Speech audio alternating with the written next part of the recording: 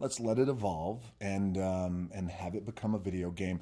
But so here was the really cool thing, and I think it was like an anchoring thought that we all had, which was very, very nice, because then we could root our creative in this thought, which is, let's always keep in mind as we're going through the pages and everybody's rewriting the script, that this is a game that needs to be played. And the B side to that is it knows it needs to be played. So much like with evolution, and much like with our world, much like with dinosaurs, right? Years and years and years later, it will always find a way to be played.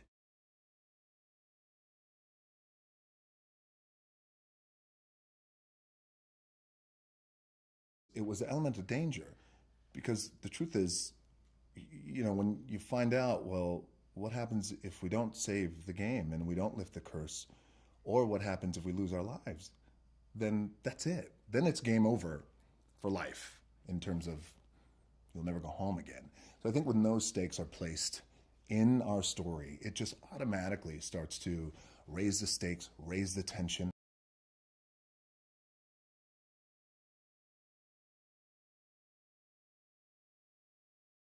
Dr. Smolder Bravestone is a world renowned adventurer, fearless in many ways. And he's earned his name, his first name, Smolder, because he has no control of it. It's just a God given gift, and God delivered. And Smolder, he signed for it, which is the ability to, at any moment, smolder. I don't know what just happened.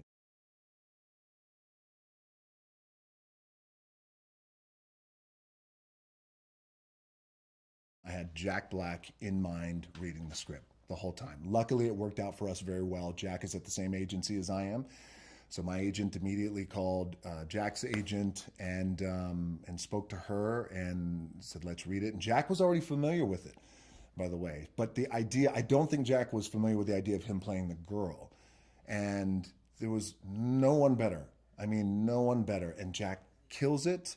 And I think his performance is brilliant. And I was in awe watching him every day on set to embody a 16-year-old girl. And for Jack Black, who's a bigger guy, who's very animated with his face, and he's globally famous. He's a gigantic star. And to be able to pull that off, I was so amazed.